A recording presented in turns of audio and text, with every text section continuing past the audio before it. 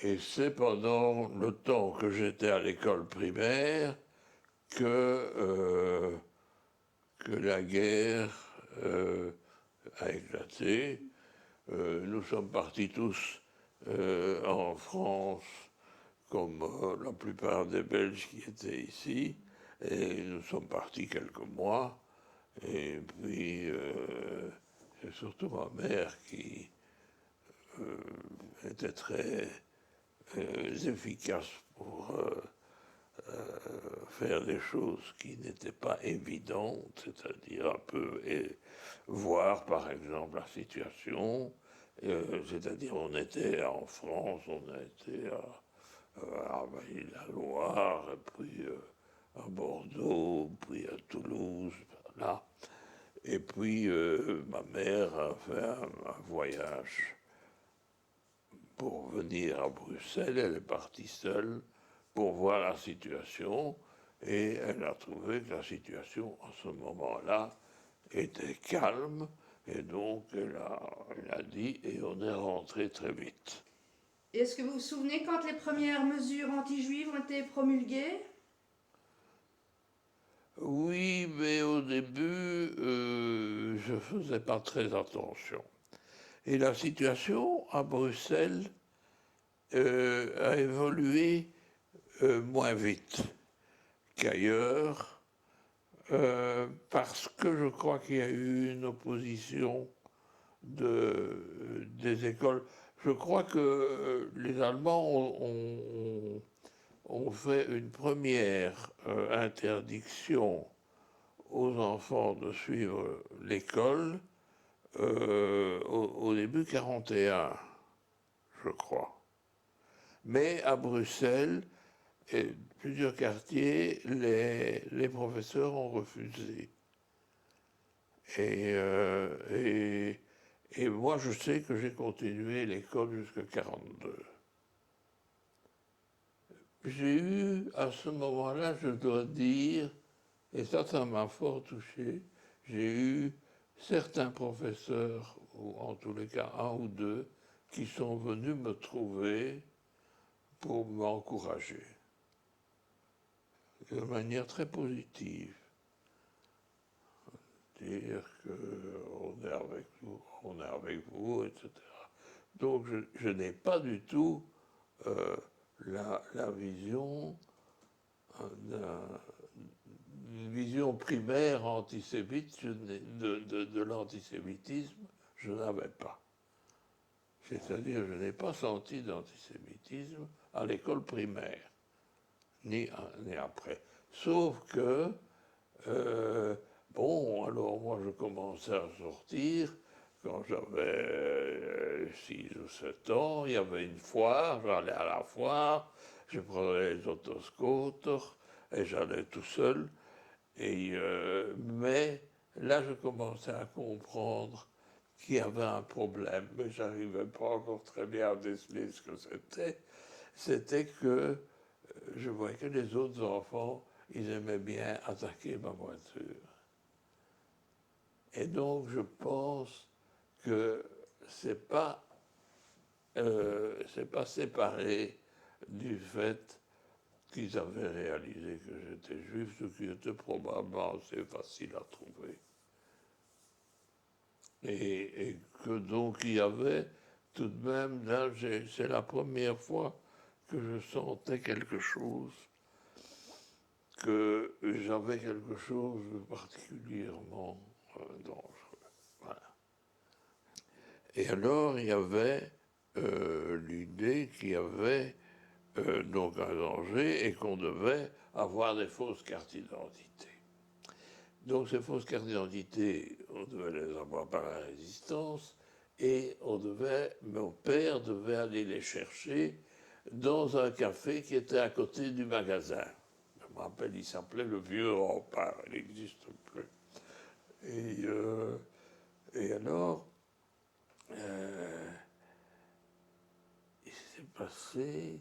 Ah oui, il s'est passé que euh, il partait du magasin pour aller au Vieux Rempart, c'est ce qu'il m'a raconté, moi je n'ai rien vu de ça, mais il a dit qu'il allait au vieux rempart qui était à côté du magasin pour aller chercher les cartes d'identité quand il s'est fait dépasser par une voiture qu'il a immédiatement reconnue comme une voiture de la Gestapo.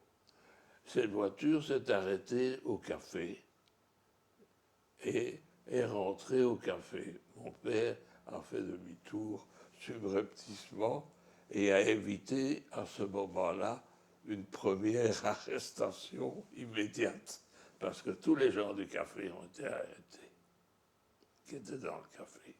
Enfin, du moins, ils ont pris probablement les juifs, ou je ne sais pas, il y a eu du bazar dans le café et on a arrêté des tas de gens.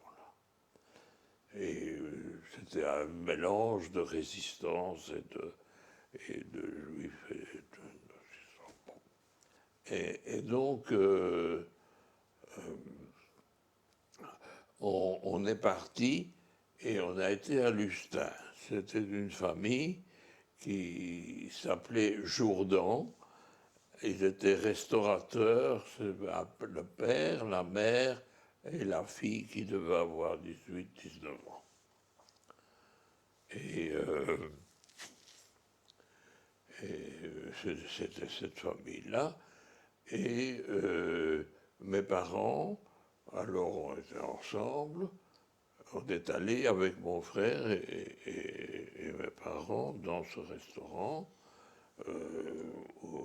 où finalement se sont engagées immédiatement des discussions pour savoir quoi faire. Mes parents ont trouvé, par l'aide de je ne sais pas qui, un endroit où on pouvait se cacher, mais ils ont décidé que pour moi c'était trop difficile.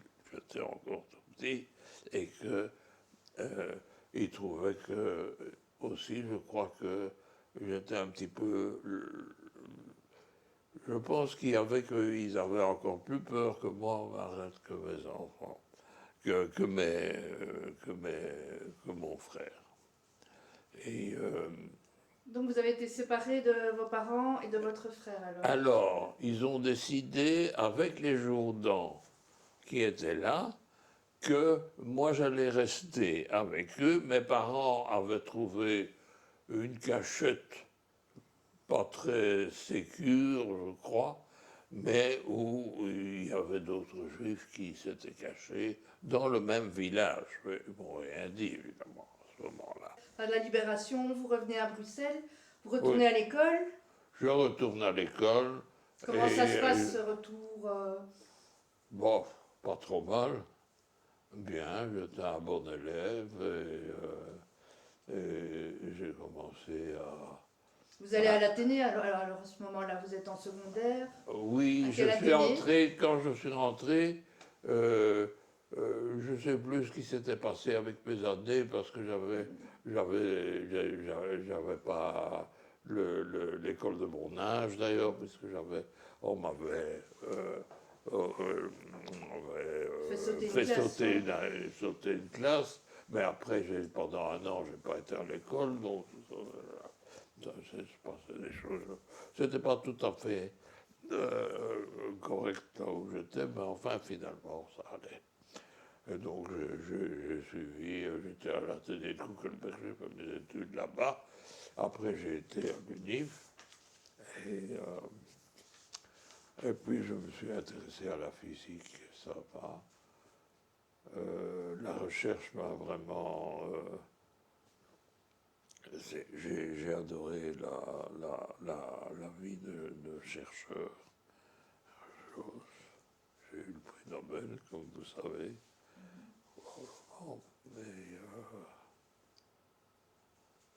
Mais bon, Et votre frère, j'ai eu une certaine résilience. Oui. Je voulais juste savoir, votre frère aussi a repris des études, lui, après la guerre? Mon frère, oui, quand il est revenu, il a fait des études. Il est devenu médecin et même chef de cardiologue et chef de service à Saint-Pierre. Il était un grand médecin, bien connu. Et mes parents étaient contents parce que ces deux enfants, du petit village de Pologne avaient bien réussi la vie, apparemment.